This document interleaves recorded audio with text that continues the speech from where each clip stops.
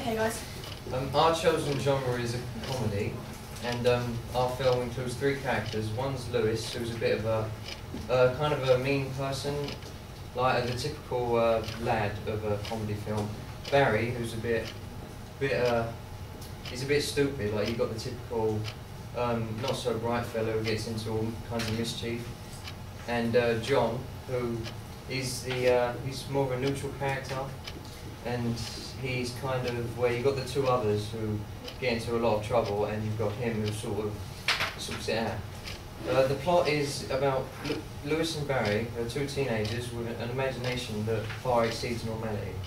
A third friend attempts to play the voice, that's John, of reason as the two friends discuss the insanity of the night previous. As the story unfolds, they discover that their night out turned out to be far more than expected. They encountered superheroes, dancing aliens, emotional turmoil, and an amazing bromance and llamas. Throughout their discussion of last night, several fights and arguments started out. What happened before was they all got really drunk, and the film's basically talking about the night that happened, where none of them remember what happened at all. Anyway, our opening scene consists of, it's going to start off with one of the main characters, we're not sure if it will be Barry or Lewis yet. He's going to walk down some stairs, because they were sleeping upstairs or passed out upstairs, in everything they were wearing the night before, apart from the trousers, so the trousers have gone missing, but still wearing all their clothes and their shoes and everything. And they walk downstairs, and they find the third character, the more reasonable voice, has made everyone a cup of tea and tried to sober up. And then he's then handed it out, and they've tried to sober up. And after that, they've just gone into a discussion of the previous events, and then the film unfolds from there. We're going to kind of use strange mise-en-scène, such as the guy coming down half-dressed, and we wanted to make sure that the lighting was kind of bright and happy and vibrant like it usually is in comedies. We thought we'd probably use a fair amount of effects on the scenes to kind of add a more comedic feel to that space. And we're going to use like sounds and musics to add to the events. And yeah, our target audience was going to be around the age of 15 to 21. The conventions we've decided to keep the same are the general character stereotypes, which involves a lot of humorous exaggeration of them. There's scene being aimed at more adult situations, satire and the language used, but we're going to change the way that comedy films often study serious topics.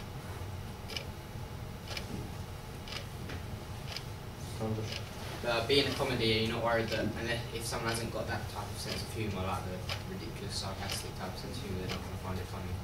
Yeah, it's sort of like, with most comedies really, you like it when you've done it. Yeah, we're aiming it at people that like films sort of like American Pie and Dude, Where's My Car and stuff like that. It's more of a stoner comedy.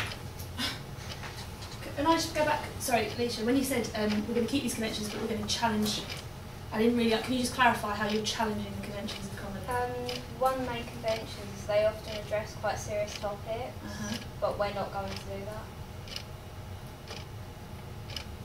Right, one of the issues with comedy, we spoke about this last year, is that you have to have an incredibly tight dialogue. Like your script needs to be, because that's what you're relying on essentially, and it's only going to get so much laugh someone half dressed, isn't it? And that's, you've got 2 minutes. So, I don't know, what do people think? It could work, but you're going to have to, some people may not find it funny and some people will, and you've got to be careful that, I don't know, that you try and get as much people as possible to get one. You need to know your audience. Rather than just make it funny just for you, you've got to try and make it funny for the audience as well. My concern is that your idea is entirely reliant on dialogue, and that I don't know that we can make an accurate judgment about whether that would be an engaging opening sequence without seeing a script, and obviously that's quite late in the development process. It would almost have been easier if you had pitched and said, we're going to do comedy, this is our treatment for the whole film. We're going to open with a kind of slightly gimmicky scene. So you have a kind of deliberately set up sequence. So how does, like, Dude, Where's My Car open? They wake up on the night before and there's kind of like, what the hell happened last night? And how does The Hangover open? I can't remember. Anyone? Thank you.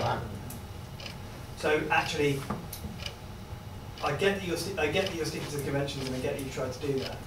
But actually, yours I think will just look hackneyed by comparison.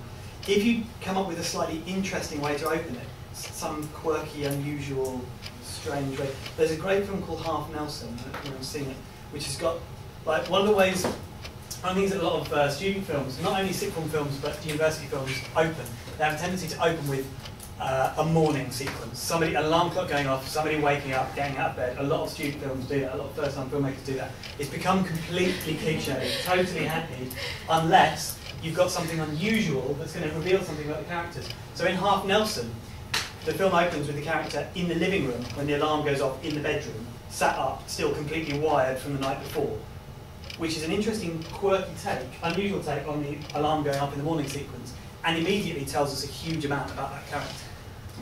So if you'd said you were going to have your characters waking up in a completely surreal location, or you were going to do something unusual that really kind of makes some engaging, kind of almost physical comedy setup, you probably would have found a lot more support. At the moment, I'm really sceptical because we almost can't tell how strong it's going to be until we see the diary.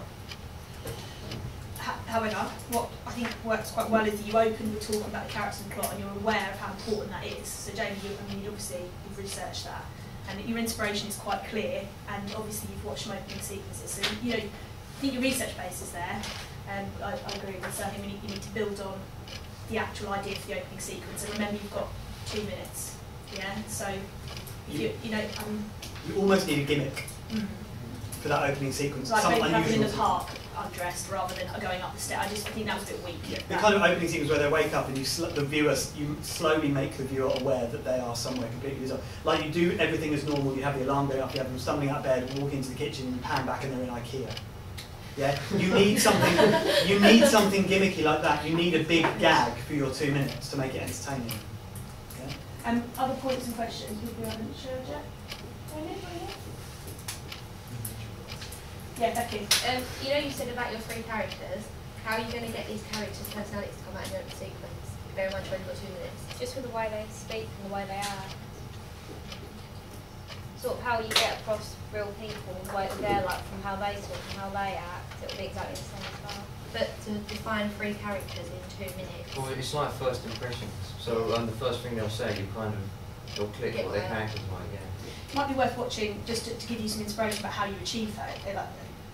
Like situation comedies as well, like Big Bang Theory. They have particular types of characters, and you're doing yours based on stereotypes to give you an idea of how to do that. Because Becky's right, you've only got 2 minutes, so you need to achieve that, or you don't. I think you kind of need, like, your idea is good, but you need a better opening sequence. You need an opening sequence. There are lots of different ways of writing opening sequences. One of the most popular is a "How did we get here?" opening, where you show the character in a situation that's so surreal or bizarre, the viewer automatically wants to watch on because they want to find out how you can possibly end up in that situation. So there's an American TV series called Breaking Bad about a chemistry teacher who starts cooking crystal meth. And it opens with a middle-aged man in a gas mask wearing just his pants and a pair of shoes driving an SUV through the desert incredibly fast. And a load of unconscious guys in the back. And they keep sitting around, and you literally spend 3 or 4 minutes going, I'm completely... And you're so completely baffled by how you can how that character got into that situation. You end up watching on, because the first episode just tells you, kind of then cuts back to 3 months previously to build up to it. But you need that amount of engagement, particularly for a comedy. You can't rely on the dialogue alone. But well done. Yeah, well done. Yeah. Thank you very much.